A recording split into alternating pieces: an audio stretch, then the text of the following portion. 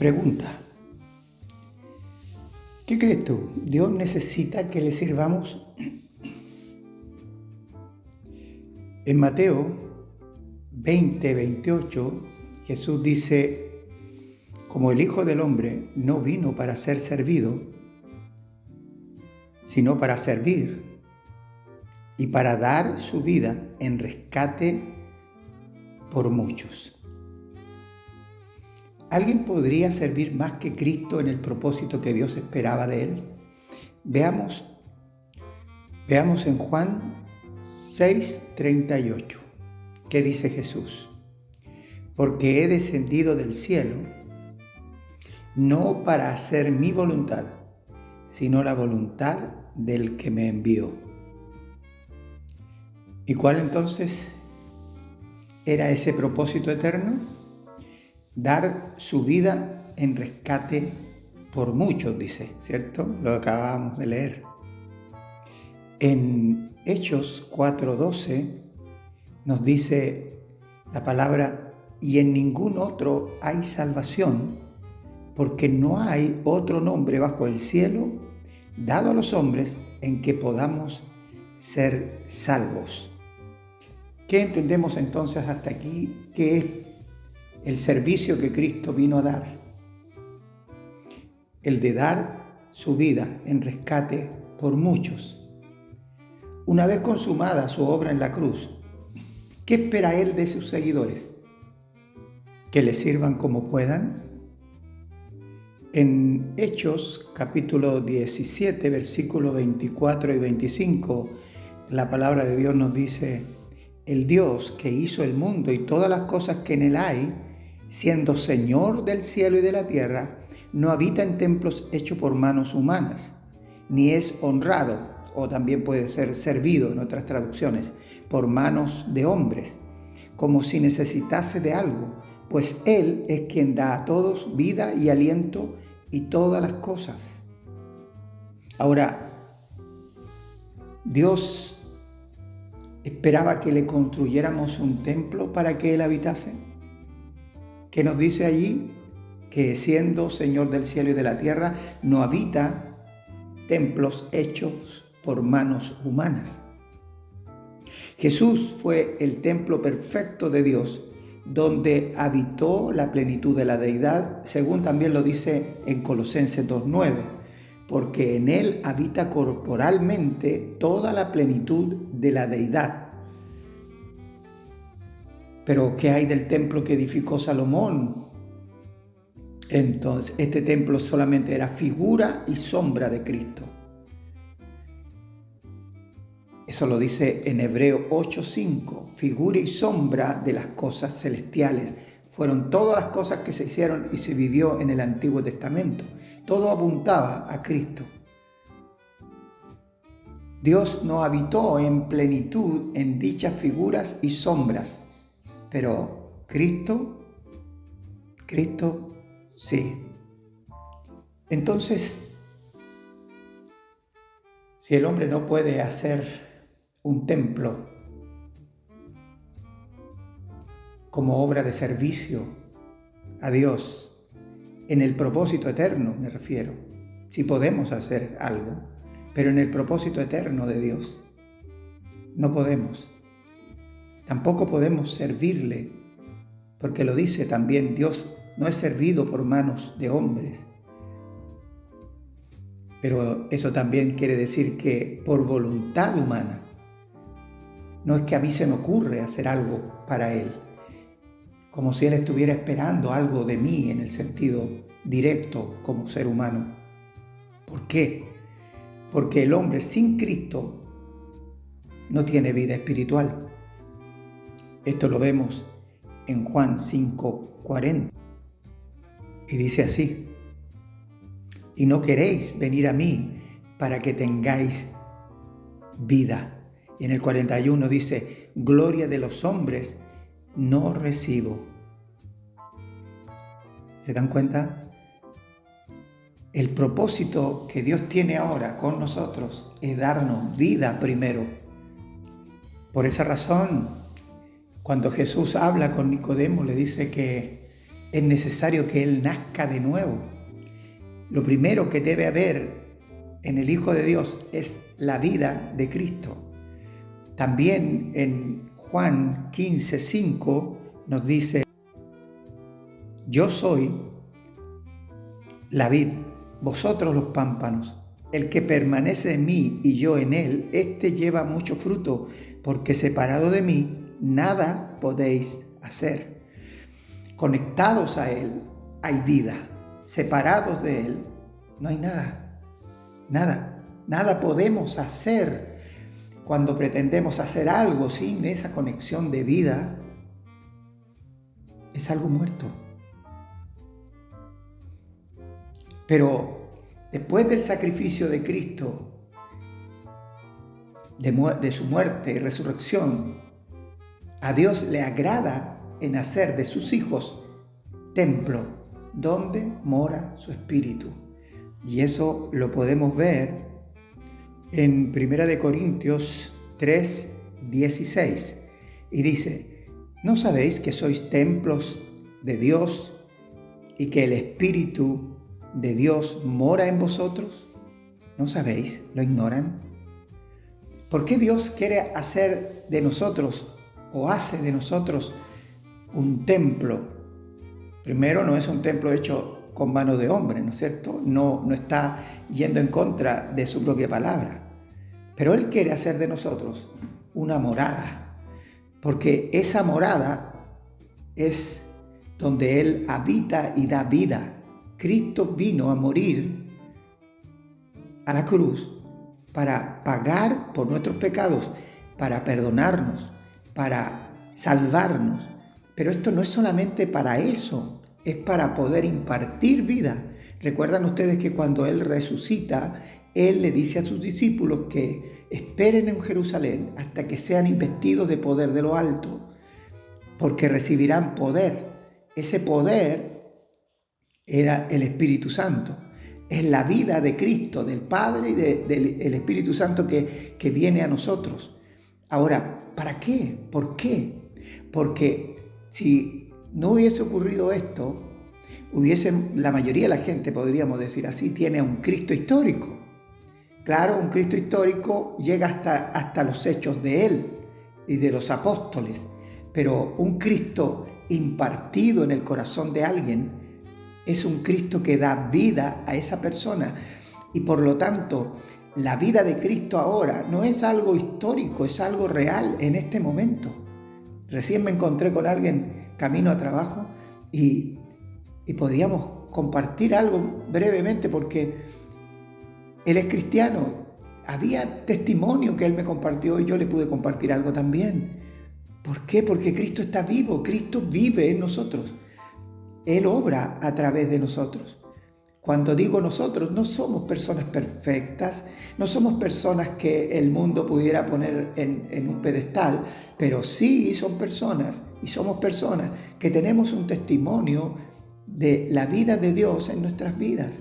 Ahora, primero hay que tener vida. Primero se debe creer.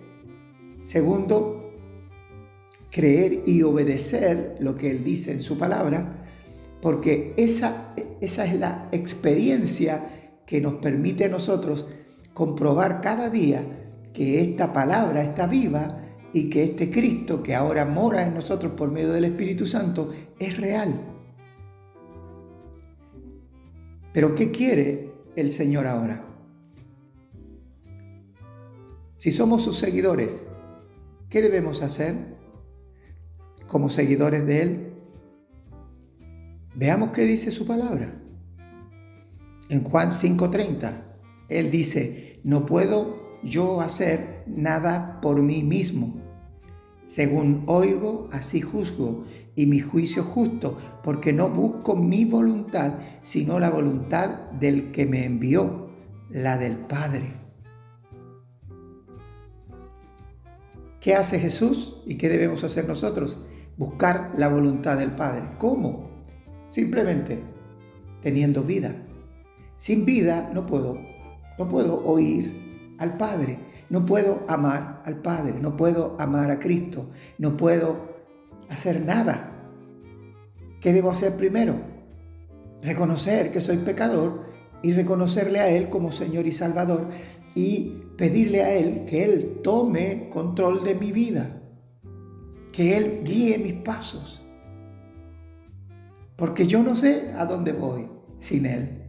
Claro, yo tengo planes y hay mucha gente que tiene planes, pero esos planes se desbaratan en un día para el otro y esa gente queda destruida. Todos vamos a vivir un momento de crisis, hemos vivido tiempos de crisis y no sabemos qué hacer.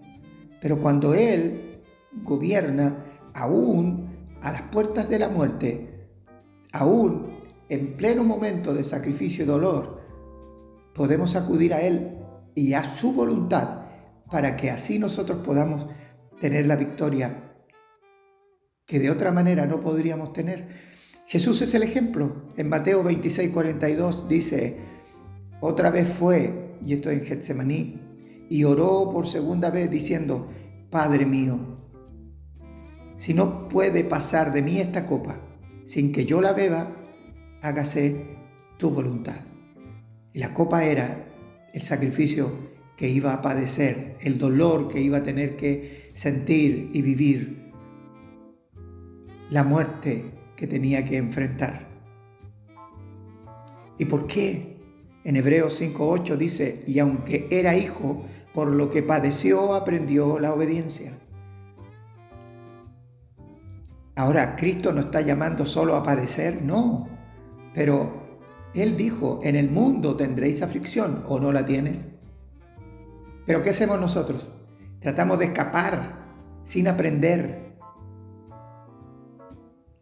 Siempre estamos escapando, pero sin aprender, tratando de obviar aquello malo, aquello que nos pasó, sin entender por qué nos pasó, para qué nos pasó, cuál es la enseñanza de aquello. Ahora Jesús dice que por lo que padeció aprendió la obediencia. ¿Por qué? Jesús necesitaba aprender a obedecer. Es que aquí hay algo importante. Jesús está en un cuerpo que es humano. Aunque Él es divino, Cristo es divino, Cristo es eterno. Jesús es el cuerpo. Nació de una mujer por obra del Espíritu Santo, sí, pero es hombre, perfectamente hombre. Dice que Él fue tentado en todo. Entonces, ¿por qué aprendió Cristo la obediencia? El Hijo aprendió la obediencia, porque por primera vez estaba limitado y tenía que aprender en la experiencia lo que era vivir como nosotros. Ahora, la experiencia del cuerpo y del Espíritu en Cristo es la experiencia nuestra. Cuando tú vives a Cristo en ti, en el Espíritu, tú te gozas. Pero tu carne puede estar sufriendo porque quiere hacer algo que el Espíritu no lo permite porque no es la voluntad del Padre. Porque ahora yo no quiero hacer mi voluntad, sino la voluntad del Padre. Jesús dice, no se haga mi voluntad. ¿A qué se estaba refiriendo? A la voluntad de parte del hombre, el ser humano que estaba en él, que también, como todos nosotros, queremos escapar al dolor, al sufrimiento. Pero él tenía claro que había un propósito mayor por el cual él debía pasar por ese dolor. Ahora, cuando tú y yo somos hijos de Dios, también tenemos un propósito mayor por el cual debemos pasar las pruebas, por lo cual también aprendimos por la experiencia pasada que cada vez que pecamos, cada vez que fallamos, no nos fue mejor, nos fue peor, porque los resultados siempre del pecado son la muerte, pero los resultados del Espíritu son vida. Cuando pasamos la prueba, soportando la tentación, soportando la prueba, y la pasamos, comprobamos el resultado que Dios tiene para nosotros. Pero, ¿para qué todo esto? ¿Por qué toda esta preparación? Para terminar, porque la obra que Cristo vino a hacer, quiere Él continuarla en nosotros. Ese es verdaderamente nuestro servicio. ¿Y qué hizo Él? Él dio su vida en rescate por muchos. El apóstol Pablo nos da un ejemplo de lo que es nuestra responsabilidad hoy día. En 1 Corintios 9:22 dice: me he hecho débil a los débiles para ganar a los débiles. A todos me he hecho de todo para que de todos modos, salve a algunos. ¿Era Pablo el que estaba salvando a la gente? No, Cristo en él. Por eso Pablo podía decir con toda confianza y seguridad: ya no vivo yo, mas vive Cristo en mí. Y eso es lo que significa realmente la obra del Señor. Que no solamente Él es un Cristo histórico, que hizo algo hace ya 21 siglos atrás, sino que Él ahora, por medio del Espíritu Santo, quiere llegar a las personas con el mensaje que Él trae, y el mensaje es Él, no son palabras, es un hecho real. Él vino a morir para que tú y yo y aquellos que van a creer a través de la palabra que nosotros compartimos, del testimonio que podemos dar, puedan también creer y abrir sus corazones y tener vida. Y de alguna manera ellos también sean salvos. Ese es el propósito por el cual compartimos todos estos audios y por el cual tú eres discípulo del Señor Jesús. Que Dios siga derramando esas bendiciones que te hacen crecer, que nos hacen crecer y comprender por qué estamos vivos, por qué estamos en este mundo. Porque lo que construyas en Cristo será eterno. Lo que construyas en este mundo terminará contigo cuando un día partas. Un abrazo.